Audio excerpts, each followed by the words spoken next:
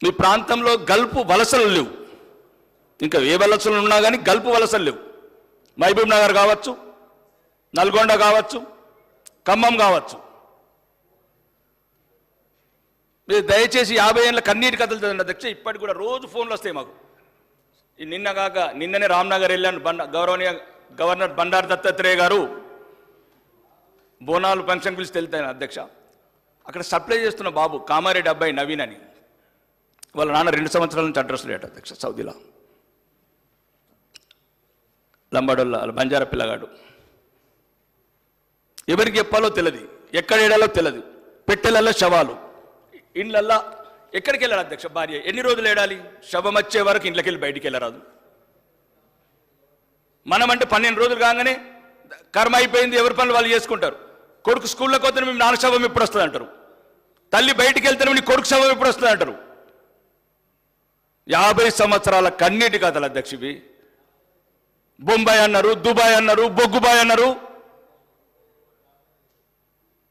పోయినప్పుడల్లా election వచ్చినప్పుడల్లా దుబాయ్కి వెళ్తారు, లేబర్ క్యాంప్లో తిరుగుతారు, మీకున్నామంటారు.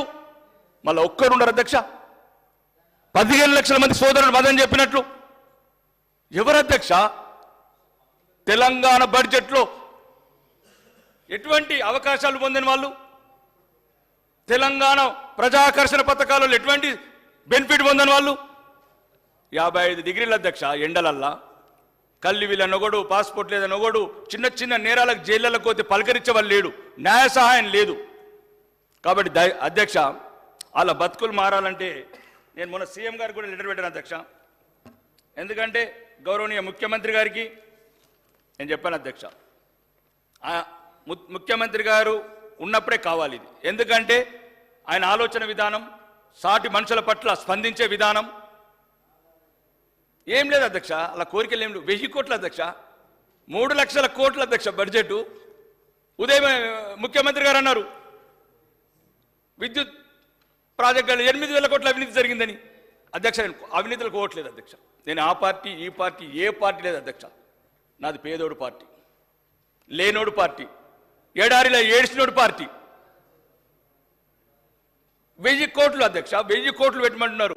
చచ్చిపోతే 10 లక్షలు తీసుకురావడానికి, ఒక శవం తీసుకురావడానికి ఒక సెల్, ఒక హెల్ప్ లైన్. 1000 కోట్ల అధ్యక్ష. మొన్న గౌరవనీయ వ్యవసాయ శాఖ మంత్రి గారు తుమ్మల నాగేశ్వరరావు గారు అన్నారు అధ్యక్ష, 25,672 కోట్ల 8 లక్షల రూపాయలు మొక్క మొలని భూములకు ఇచ్చిండ్రు అధ్యక్ష. ఏం పాపం చేసిండ్రు అధ్యక్ష? కరీంనగర్ నిజామాబాద్ వాళ్ళు ఎక్కడ పుట్టలేను అధ్యక్ష, ఖమ్మంలో పుట్టలేదనుక. మొన్న ఫోన్ చేసి ఒక అబ్బాయి అంటాడు, అన్న మేము కొడంగల్లో పుట్టినా బాగుండేది అధ్యక్ష అంటాడు. నేనన్నా మేము ఉన్నాము, అభయస్తాం, మేనిఫెస్టోలో పెట్టారు, ఇంప్లిమెంట్ చేపిస్తాం, గౌరవ ముఖ్యమంత్రి గారిని అడుగుతాం. ముఖ్యంగా దయచేసి ఈ సమస్య అధ్యక్ష, మీరు తండ్రి లాంటి వారు అధ్యక్ష. ఈ సమస్యలు ఎవరు చెప్పారు అధ్యక్ష? కొందరు యూరోప్లో చదువుకున్నారు, కొందరు ఇంగ్లాండ్లో చదువుకున్నారు, కొందరు కోటీశ్వర్లు వచ్చారు సభలు. నేను దుబాయ్లో కార్మికులుగా పనిచేశాను అధ్యక్ష. నాకు తెలుసు అధ్యక్ష నేను ఏం చేసిన అక్కడ. ఎవడు లేడు, ఎవడు రాడు, చిన్న తప్పుకు 3 సంవత్సరాలు జైలు ఉంటారు అధ్యక్ష. అడ్వకేట్ దగ్గర కోసమంటే వాళ్ళకి సహాయం లేదు. కడుపు నొప్పొస్తే ఇంట్లో పడుకుంటారు అధ్యక్ష వాళ్ళు. ఎందుకంటే 200 దిరామ్స్ డాక్టర్ కన్సల్టెంట్ ఫీజు కట్టాలి కాబట్టి. దయచేసి అధ్యక్ష మీరు చూడని ఎడారి బతుకుల గురించి ఇక్కడున్న మీ ద్వారా ప్రభుత్వానికి గల్పు వలస కార్మికులకు సంక్షేమం కోసం ఈ బడ్జెట్లో 1000 కోట్లు కేటాయించాలి అధ్యక్ష. సమగ్ర ప్రవాస భారతీయ విధానం ఎన్ఆర్ఎస్ఐ ప్రవేశపెట్టాలి అధ్యక్ష. గల్ఫ్ తదితర దేశాల వలస కార్మికుల సంక్షేమం కోసం గల్ఫ్ బోర్డు ఏర్పాటు చేయాలి అధ్యక్ష. ముఖ్యమంత్రి గారు కూడా చెప్పారు సెప్టెంబర్ 11 లోపల చేస్తానని. గల్ఫ్ మృతుల కుటుంబాలను ఆదుకోవడానికి 10 లక్షల ఎక్స్గ్రేషియా చెల్లించాలి అధ్యక్ష. భారతదేశ విదేశీ వ్యవహారాల మంత్రిశాఖ ముంబైలో విదేశ్ భవన్ ఏర్పాటు చేసింది. ఇదే తరాలో యూఏలోని దుబాయ్ తెలంగాణ ప్రవాసీ భవన్ ఏర్పాటు చేయాలి అధ్యక్ష. రేషన్ కార్డుల నుంచి, ఓటర్ లిస్ట్ నుంచి గల్ఫ్ కార్మికుల పేరు తొలగించవద్దు అధ్యక్ష. అన్ని సంక్షేమ పథకాలని గల్ఫ్ కార్మికులకు వర్తింపజేయాలి అధ్యక్ష. జీవిత బీమా, ప్రమాద బీమా, ఆరోగ్య బీమా, పెన్షన్లతో కూడిన సమగ్రమైన సాంఘిక భద్రత సోషల్ సెక్యూరిటీ పథకం ప్రవేశపెట్టారు అధ్యక్ష. విదేశాల నుండి తిరిగి వచ్చిన వారికి సబ్సిడీతో కూడిన రుణాలు ఇచ్చి స్థానికంగా ఉపాధి అవకాశాలు కల్పించాలి. జైళ్లలో మగ్గుతున్న జైళ్లలో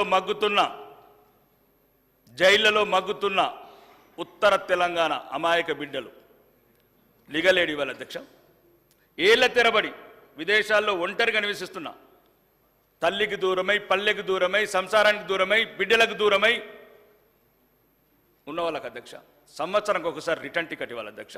ఇక్కడ 1000 కోట్లు ఉచిత పథకాలను ఇస్తున్నాం అధ్యక్ష. వాళ్ళు 1,80,000 కోట్లు లాస్ట్ 10 సంవత్సరాలు అది పంపించినాయి. వాళ్ళకి ఎందుకు ఇవ్వలేము అధ్యక్ష? కాబట్టి దయచేసి గౌరవనీయ ముఖ్యమంత్రి గారు కూడా 5/7/2024 లెటర్ ఇచ్చాను అధ్యక్ష. ఇది ప్రత్యేకంగా 2 నిమిషాలు అధ్యక్ష. ముఖ్యంగా నేను గ్రామాలకు వెళ్ళినప్పుడు అధ్యక్ష లాస్ట్ 10 ఇయర్లలో బిడ్డ 7 లక్షల కోట్లు అప్పయిందంటే 7 ఇల్లు రాలేదు బిడ్డ అంటున్నారు అధ్యక్ష. 10 సంవత్సరాల అధ్యక్ష 6 ఒక ఇల్లు రాలేదు అధ్యక్ష. పక్క నియోజకవర్గాలు కొన్ని వేరే జిల్లాలలో 10,000 ఇళ్ళు వచ్చినాయి అధ్యక్ష. ఇప్పుడు మళ్ళీ ఈ బడ్జెట్లో 3,500 వాళ్లకు 3,500 మాకు. అది ఎట్లా వీలైతుంది అధ్యక్ష? 3 సార్లు తిన్నోడికి మళ్ళీ మాతోనే పల్లెం పెట్టుడు, 4 సార్లు తిన్నోడికి మాకే పల్లెంలో పెట్టుడు. మళ్ళీ అధ్యక్ష అది స్థలం ఉన్న వాళ్ళకే లేదు అధ్యక్ష. దయచేసి మీ ద్వారా ప్రభుత్వం చెప్తున్నా, స్థలాలు ఉన్న వాళ్ళకి ఇవ్వండి 5 లక్షల రూపాయలు ఏదైతే గవర్నమెంట్ స్కీమ్ ఉందో. స్థలాలు నేను వాళ్ళకి స్థలం ఇవ్వండి వాళ్ళతోనే. నెక్స్ట్ ఇయర్ డబ్బులు ఇచ్చి 5 లక్షలు ఇచ్చి వాళ్ళకి నెక్స్ట్ ఇయర్ ఇల్లు కట్టిద్దాం. గౌరవనీయ ముఖ్యమంత్రి గారికి మంత్రులు కూడా చెప్తున్నా అధ్యక్ష, దారుణమైన పల్లెలల్లా పెన్షన్ 7 నెలలైంది 8 నెలలైంది అధ్యక్ష. ఒక్క పెన్షన్ ఇవ్వలేదు మేము, ఒక్క రేషన్ కార్డు ఇవ్వలేదు. దయచేసి గౌరవనీయ ముఖ్యమంత్రి గారికి అలాంటి